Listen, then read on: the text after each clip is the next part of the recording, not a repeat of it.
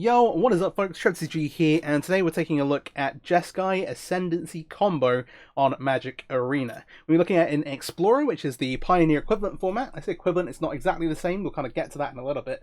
But Jeskai Ascendancy here is the main central combo piece.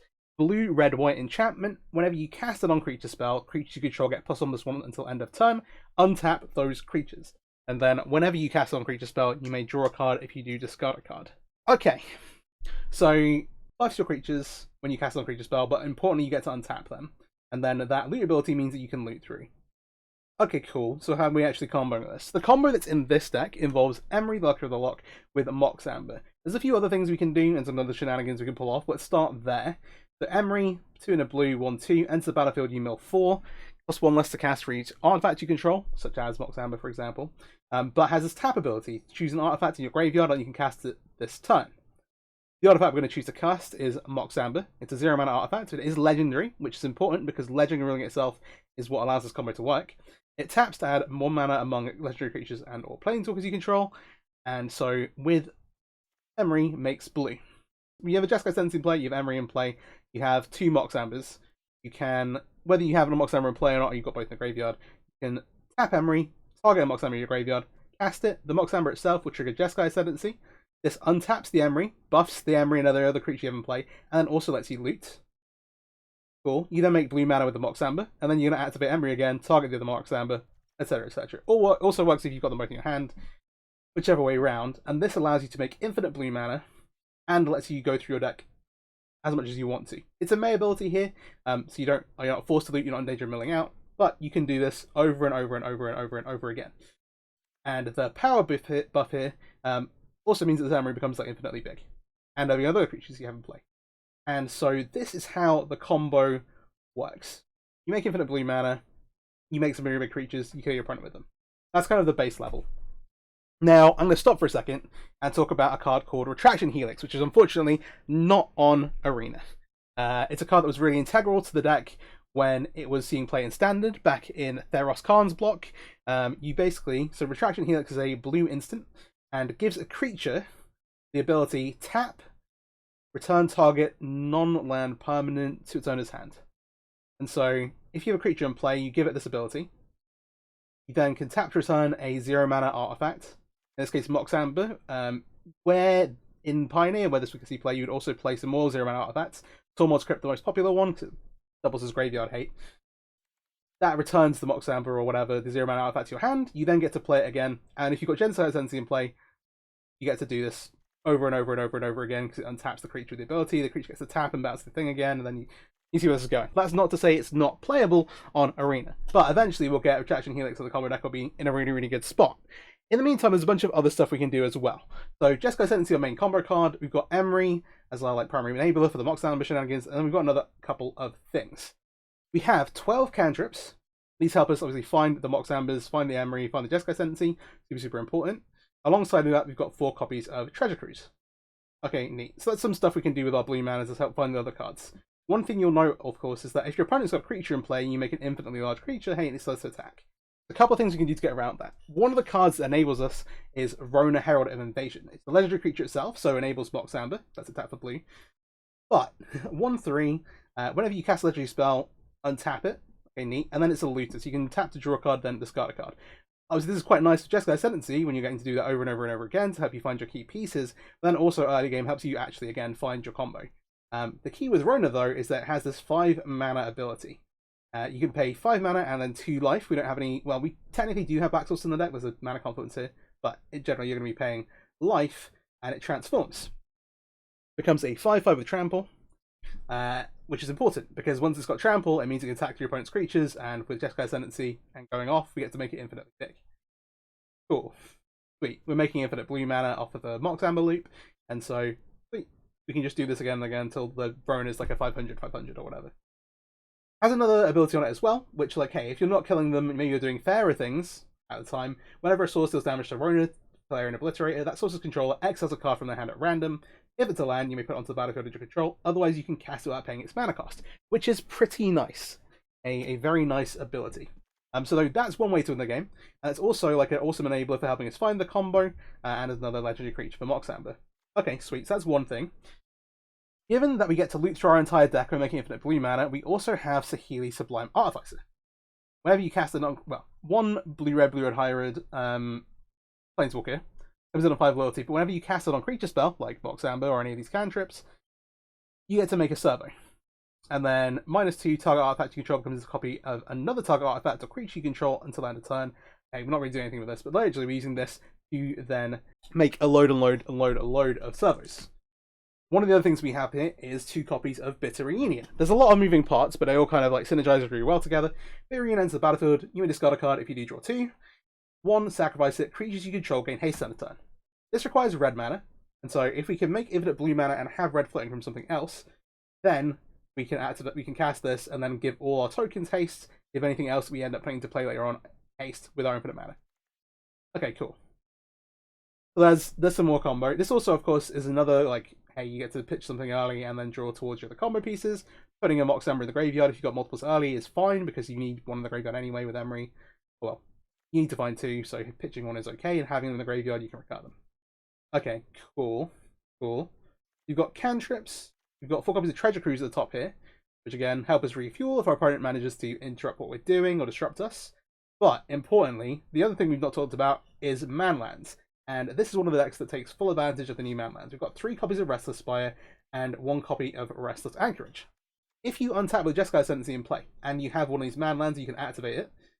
You can use this for mana, and then Jeskai Ascendancy, when you cast it on creature spell, will untap it. And so these are basically become mana creatures that buff infinitely big. In particular, Restless Anchorage has flying, and the Restless Spire here, like, a little more innocuous, but this red mana is important for Bitter Reunion. Okay. Alright. We're kind of getting there. And then the last thing I want to talk about, so these also double as mana sources, and you can kind of go and cast spells through and keep on tapping with Jeskai Ascendancy, make these big and attack with them. And that's kind of the last kind of way you can win the game here, is that if you've got Jeskai Ascendancy in play and any of these, each time you're casting like a Sleight of Hand and Opt or Consider, you're going to untap the land again. And so you can just chain through a bunch of cantrips while drawing discarding our Jeskai Ascendancy to just keep finding more cantrips to cast, buff your team big enough, and win the game that way attacking. And that is the kind of final way we have to win the game. So, the deck doesn't have Retraction Helix. We're very reliant on finding Ascendancy, but we have a pretty sweet combo, and like a lot of the cards synergize really well together anyway. I'll just go through the mana base properly, and then we'll hop into some best of 1 ranked games with the deck. So, the mana base. We've got 1 mana Confluence. Obviously, we need 3 colors of mana. We're not playing green. I think there is probably an okay 4-color version of the deck, but it would be a little bit more inconsistent. Quite a lot more inconsistent, I think. Especially because we don't have Sylvan Caryatid on Arena. We then have a Sacred Foundry, a Steam Vents for Hallowed Fountains, the Shocklands. We have a Needle Verge pathway. We have 4 Spireboth Canals with a full 4 Seachrome Coasts. These really enable you to take like minimum damage while getting Jeskai Ascendancy down as fast as possible. And then the Manlands, which we talked about, Restless Spire, 3 copies and 1 copy of Restless Anchorage. Lastly, an Otawara, just kind of the best utility land. As you deal like end of turn, like bounce something that's stopping you from going off. For example, Thalia can be a little bit of a problem. That stops you kind of just chain casting spells because you have to pay extra mana for them. Bounce at the end of your opponent's turn, untap, do your thing. Okay, cool. Let's hop into some ranked games. If you're not already, please do consider subscribing to the channel. It helps me out a ton. It's totally free. And if you like them, please also hit that notification bell as well. That'd be super helpful. Thank you very much. Alright, first match with Jeskai Ascendancy combo. We'll see how it goes. Okay, sweet. So you have a Mox Ember already. Oh, I forgot to talk about the Archaeologist. We're going to go ahead and keep Archaeologists, 1 in a blue, ETB military cards. I'm just going to go on Coast LLC cantrip here at the start, try and find Ascendancy. You can put a non-creature, non-land card from among them into your hand if you don't get a counter. So that helps you find Ascendancy, gives you a creature to kind of start doing things. It's a bit better in the normal, or well, the Pioneer version of the deck. And that's because you can just Retraction Helix on it, so having more creatures. I'm gonna just dump this Opt. Kind of like the Treasure Cruise, etc. anyway. Having Reunion and floating around is really, really nice. If we have this in play, it means we don't need the red mana at the time.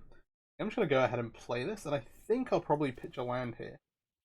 We could also play the Archaeologist, and start working through our opponent's removal. I'm trying to work out which.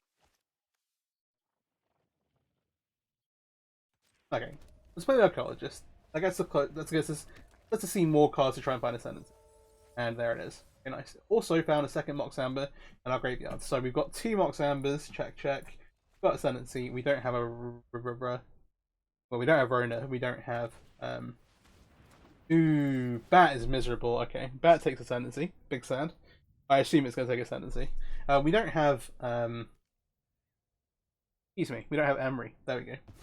We can give a go at finding that. We don't have a great... We don't have any real way to remove this. Like... I'm going to use a Synchro Ghost Edge because it works mana-wise, but not ideal. I think what I'll do... the thing with Sleight of Hand is that you only... If you see 2 cards that you want with it, you only get to keep one of them. So I'm actually going to Bitter Reunion first. Not like tons of logic there, but enough for me to want to do it. Using some lands, which is not fantastic. I'm going to go ahead and cast a Sleight of Hand then. Treasure Cruise we will take. If we don't get disrupted here. Back with it. We need to find ourselves a Treasure Cruise. Once we have the Ascendancy in play, even without the Emery, we can start amassing and like racking up damage. Anything was kind of annoying. Unsure if this is Devotion or just kind of like mono black. I wouldn't say aggro, like we don't have Smuggler's Cops on Arena, it's not really gonna get the same amount of output. We've got 6 cards in the graveyard. Cast the Sleight of Hand first. Find one of these. We can't do both things here. We can cast Ascendancy or we can creep. Mono black deck probably doesn't have a good way to... Oh, well, anyway, it should have to interact with Ascendancy. We should be able to sacrifice the Reunion. But I only actually mean Invoke Despair. I'm just going to go ahead and slam this before they can take it. If we give them a turn, even if we're Treasure Cruising, it's a bit rough. Also going to play out this Mox Amber. And we get a loot here. I just don't want to get this exiled. I mean, they'll probably exile Cruise. We will take action. This is optional. We'll drop the Seachrome Coast. We can't really do it. Alright. We get buffed, but that's fine. So now it's kind of like, okay, what's our opponent going to do? We have Treasure Cruise. This allows us to start really just like chaining spells together. Especially when we have the... Once we have the rest of the anchorage in play in a turn cycle. What do they do? So Thoughtseize probably takes Treasure Cruise. But we're kind of happy with Rona here. Even though we're not flipping it straight away. They are likely to have some decent removal. Starting to amass some Devotion as well. Good blocks. Death Touch. For now we'll keep the creature in play. It might be able to block more damage. Drawing the second Rona is not fantastic, but obviously they do pitch to each other. Not the biggest deal. We'll put the rest of the play one of the Ronas out, and see what's... Alright, let's see what interaction they have. If we get to flip Rona as well, that's also probably pretty good. Well, that gets to see our other Rona. This card has been like surprisingly like fantastic, both in standard, and it's also kind of made a bit of an like a pretty reasonable impact in Pioneer and War as well. Okay, now we've got 6 black mana. Obliterator. Yeah. Okay. Now we're on a bit more of a clock. There's a bit more worrying. This blocks 3 damage for Obliterator. There's not really any point chucking it under now. I'm a bit nervous. Okay. But they've not removed Rona, which is good. Alright, let's see what we draw here. Mana Confluence is not it, but let's activate Rona. Redraw discard. Oh, that is not what we want to see either.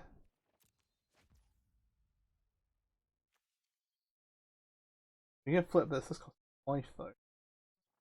Also, it doesn't. It's not like it comes back untapped. 5, 6, 7, 8, 9, 10, 11. -3 here.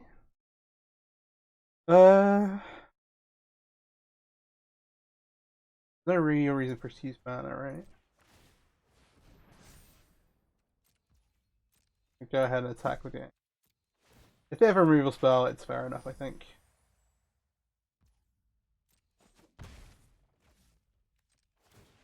Just going to try and make sure the top card of the library isn't on land.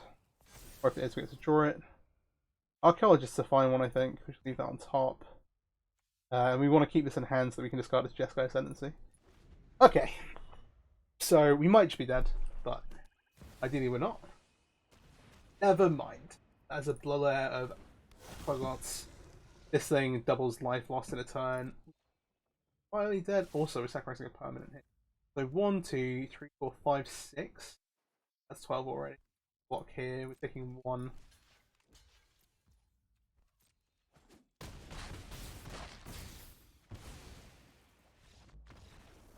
I think if we left Anchorage block back to block 1 of these, we take 1, 2, 4.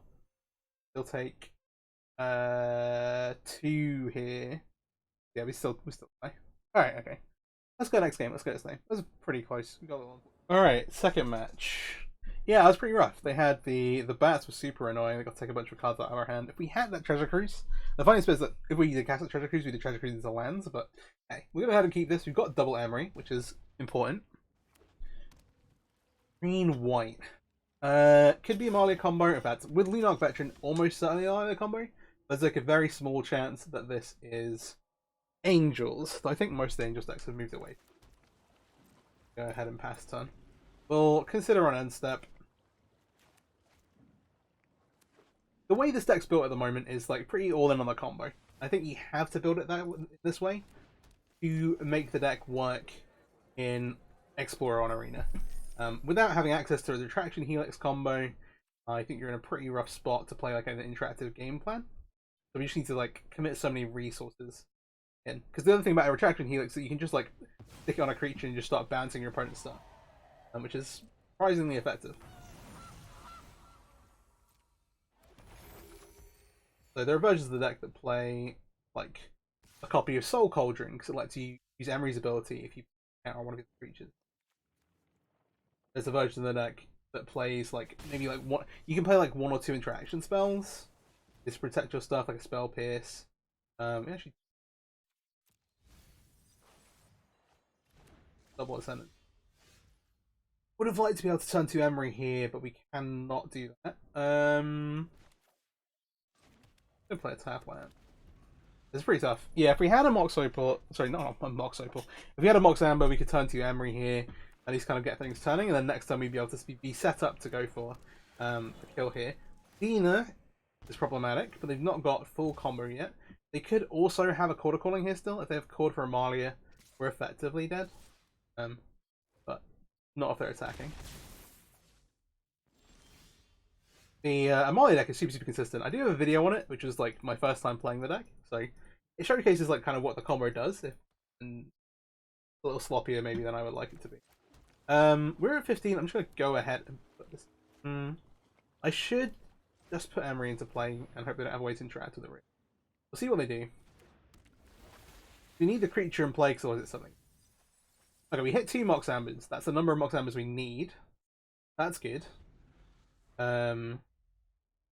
Oh gosh. Well, so if they have company, if they hit off company here, we effectively die. Yeah, they've got Dina in play. Okay, so they did not hit off company. They don't have the Amalia to kill us. And we are going to lose a bunch of life. Like a bunch of life. Okay. Don't need to work out exactly what we're going to do. I think the plan will be get Ronan into play all the things. I am going to block the Lunarch. The rest of the creature, it gets. This gets. Fine. I'll save myself a damage in case there's any dragons, but I think we're fine. They can pay life to draw a card. Or if they. Oh no, because they don't have the mana to cast them all here, right? Alright, let's see if I can execute the combo correctly.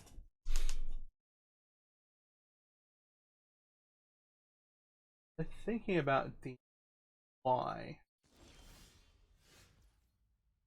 Okay, second phase is big. We're gonna hold a land drop.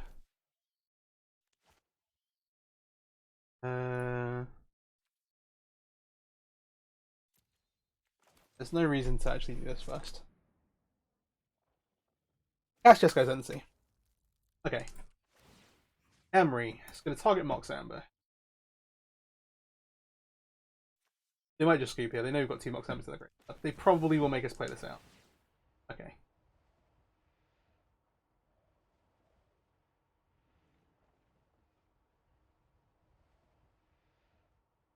I'm trying to think if there's a way they could possibly have to interact. I'm going to discard this Diverge path. No, I should keep the new Diverge pathway. I'll discard the Awara. Yeah, because then we've got backup Emery. This will untap. We get to use this for blue.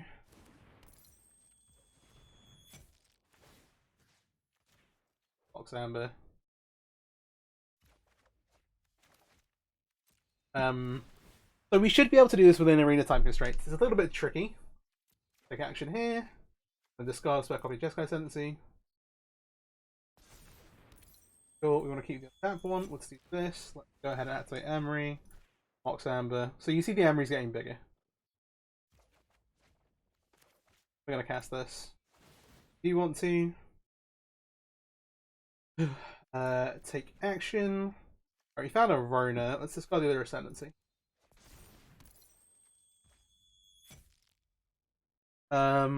Rona's cool. I'm gonna go ahead and put Rona into play. It'll save us time in the long run.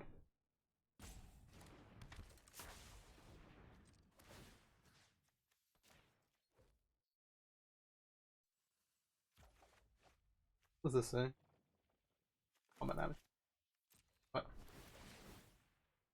We can actually stop drawing cards at this point. It depends if we think they've got a fatal push. If they've got a fatal push at this point. I'm just going to discard the Emery at this point.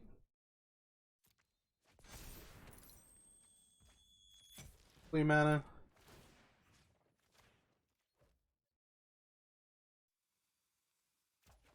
I think the Holy Priority because I've got the Gilded Goose, so that's why it keeps passing it back.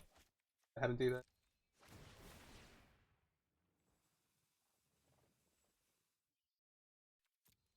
Action. I'll discard Slayer. Go blue.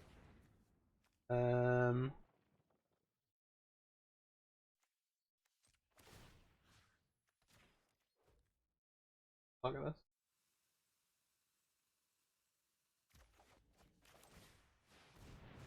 I'll cast the Helio while we're here.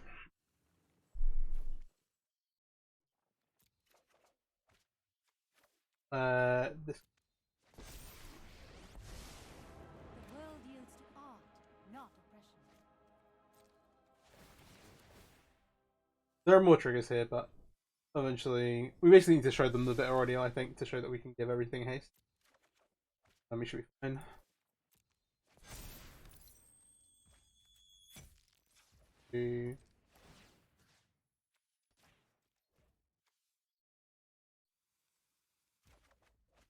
There's obviously way easier to mess up on Arena than it is in paper. Fantastic. But here we are. Our opponent might also just time out. They have to...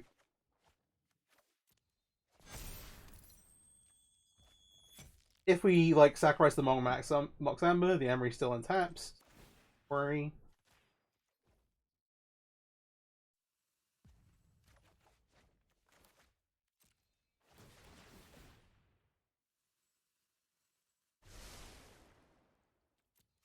Action.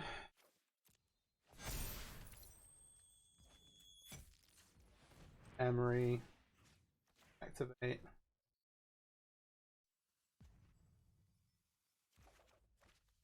Like, do they have a way to end? Just pass priority. Possible.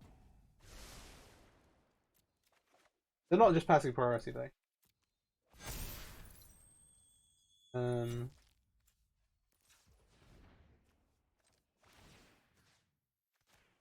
Maybe I can speed this up a little bit.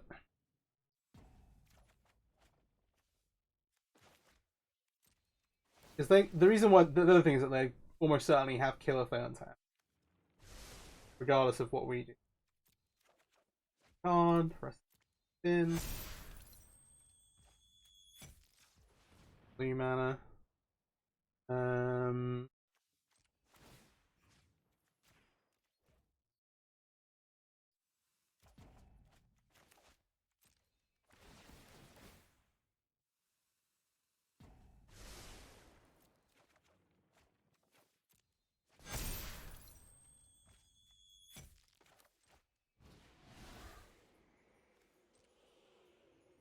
obviously not exiling Mox Amber, but else.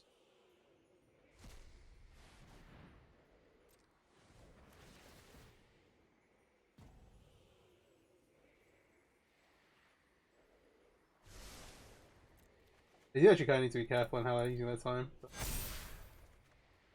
not Arkansas. 3 mana.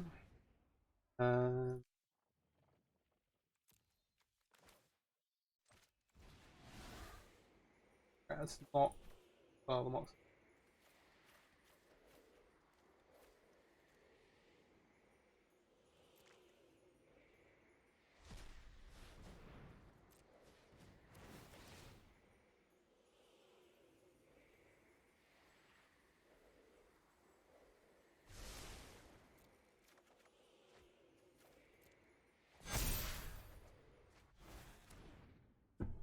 Um,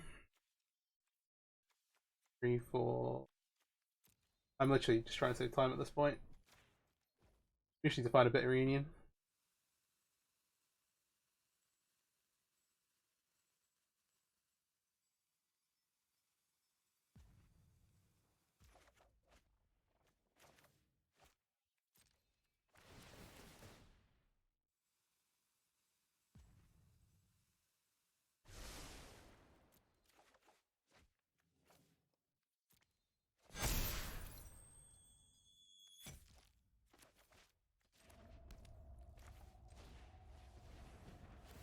See if they can see to them.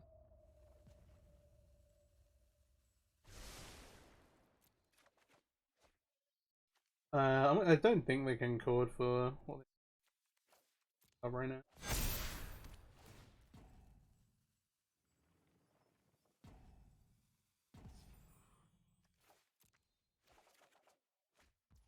Cool. 4 mana.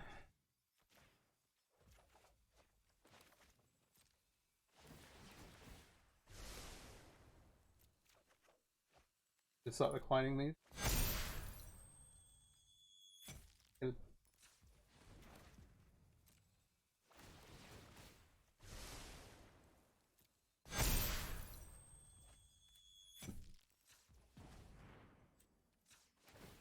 Howdy. So it is possible to time out with this. But ideally this is like flipped in as trample, but this is more than enough damage to kill our opponent. Alright, well, there you go. It is a long process to do the combo if you're running out scoop, but given we had red mana available, we could bit a reunion there, give everything haste, and win the game. Alright, nice. Alright, nice win. Yeah, that can be stressful to play when you're under like time pressure. But you can do all our stuff.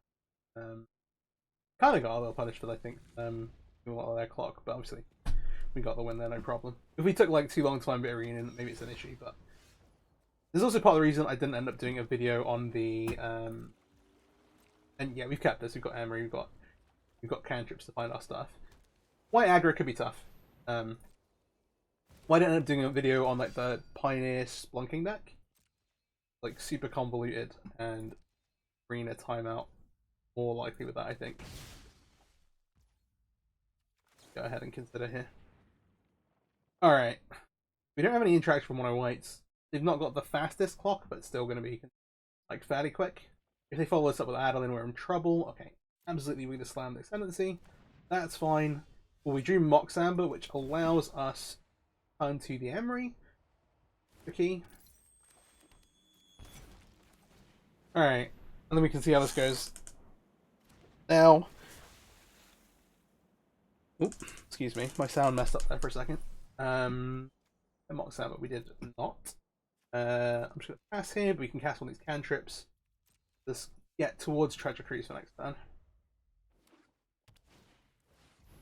Oh, I don't love that. Just let this resolve, see what they actually want to pick here. Jeskai Ascendancy costing 5 is not it, shall we say.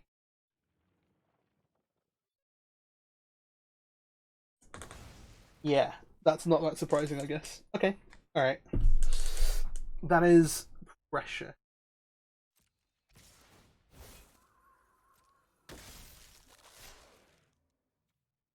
I'm going to cast this before blocks, just in case.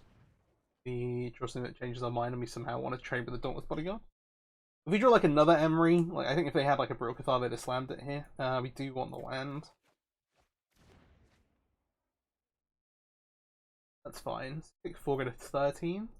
This flying is also pretty hard to interact with for, well, we don't have actual interaction.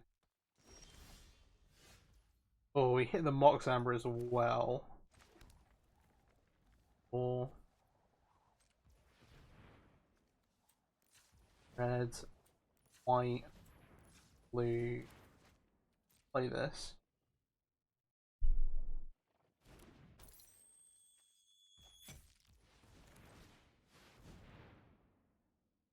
Hit the nuts.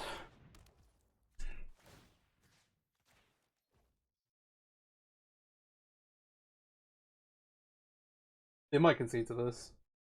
Depends how much they value their time. Yeah, fair. There we go.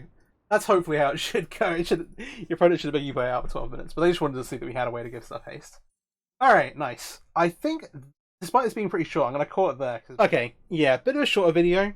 That can be quite like hectic to play. There's a lot of like operations. It's like there are some things you can mess up, but it's fairly forgiving. Like there was a time there when we were comboing the game before where I forgot to like tap the Max Amber and just mana behind. You still just tap Emery again, recast. That's all good. But I think we've showcased like basically like what the deck's trying to do. You can either go like double Mox Amber there. What we didn't do is have like a situation where like, oh, we have like one of the Manlands and then we just cast a bunch of cantrips in the game that way. Hey, if it's not broke, if it ain't broke, don't fix it. Like if you can get Emery and the 2 Mox Ambers, super easy. Combo straight there. That the last switch in particular versus Mono, where I was like, oh, we don't hit like exactly perfect here. We might well be dead in 2 turns, and we managed to hit Dechrome Coast into 2nd Mox Amber off the top, and that was, you know, yeah, that's why you play the games, I guess. And we just got to go off and combo. But yeah, hopefully your opponents don't make it play out all the way through. In theory, like if you've got an like. So if you have Emery and like a Mox and the Mox Ambers, like nothing else in play, your opponent might be like, okay, they've only got an Emery, they can't kill you, right? We'd played a land there, so it's actually going to be pretty tough. We can assemble a bunch of stuff in that situation, like we can get Silhini stuff, but we don't have the mana to cast a Spirit Reunion. That is actually, I realise, not true, because we can cast a Healy off of the blue mana. The Healy then gives us the red we need for Bitter Reunion. So actually, take that straight back. You can still just kill from here, this position. I was going to say what you can do is build a bunch of tokens, but you can just kill from there. And yeah, if they've got like, either we can go wide as the Healy, make a bunch of tokens, or make a huge trampling Rona and kill them that way. Both really, really cool. The other thing I want to mention is there are some options. This deck is very streamlined. Like, we're not playing much interaction, we're all in a combo. Where, like, Archaeologists, I'd play the 4th one if we had Retraction Helix. I kind of like covered that a little bit. Because like, hey, having more creatures to put Helix on, like that actually just turns Helix into a normal like interaction or removal spell or interaction piece. And hey, that's nice. But there are like versions of the deck where you play a 1 of Skrelv to protect your creatures. And one of the cool things I quite like is a 1 of Agatha's Soul Cauldron. And that means that if, say, you've got Emery in the graveyard, you can use Soul Cauldron, exile the Emery, put a counter on another creature you control, like a Rona or an Archaeologist, and that gives it the Emery ability to then keep casting Mox Ambers. That's one cool thing you can do. The Skrelv I mentioned, having like one piece of like creature interaction that you can kind of like dig through for with Ascendancy. The nice thing about this combo deck is that you can just like go through your entire deck, right? You just get to loot through everything if you've assembled it. And so having, whether that's a Spell Pierce, different protection spells, all that kind of stuff. You can play as like 1-ofs and just kind of like, you're going to rifle through your deck and find them eventually with Ascendancy, which is really, really cool. Anyway, hope this has been entertaining. I know it was a bit of a shorter video than normal, but got a few matches in. And yeah. Hey, I hope you enjoyed it. If you did, please do like, subscribe, all that stuff. If you've got anything you want to see in terms of, I'm alternating between Explorer, Pioneer, and Timeless at the moment, doing both. I've been enjoying Timeless a lot, and I've got a few different things kind of lined up to showcase as well, which hopefully be coming soon. I kind of did Storm the other day. I've got a Mono Blue Nexus list, which is really sweet. I posted a screenshot, I think, on Instagram with the Blue-Red Treasure deck, which is pretty cool. Sundering Titan exists in Timeless, that's pretty fun. And there's also a bunch of, like, Pioneer Explorer things, and also I need to do a new kind of, like, state of the game in terms of Pioneer actually being completely on the client. There's things like Retraction Helix, which obviously was relevant to this video, but a ton of other cards, including Smuggler's Copter, which is a weird one, because, like, we got Khans, right? So we got Treasure Cruise and Dig Through Time, but given that Smuggler's Copter owns unbanned, the formats might even be further apart than they were before, because Smuggler's Copter has just been such an impactful card. That's a really, really weird one. But I'm going to do another kind of like state of the game kind of thing with getting Pioneer on Arena, and then also kind of try and predict what we'll see in terms of Masters sets, remastered, anthologies, and obviously we're going to get Pioneer Masters late this year, I think. The plan, the Wizard said, was like, hey, Pioneer on client, on Arena by the end of 2024, so let's hold them accountable, shall we? Yeah, I'll say between these two, and then also I've been playing a bit more Standard. It is now, we're going into Standard Regional Championship Qualifier season in paper, and so I've been playing Standard to play some of that. If you're interested in seeing Standard stuff, do let me know, because I'd happily play some Blue Light Control, which is what I'm jamming at the moment. Planning on playing a tournament this weekend as well. But yeah, cool. That's the video. I've rambled on for a little bit longer than I thought I would do. But yeah, please like and subscribe. Thanks for watching, and peace out. Have a great day. Happy New Year.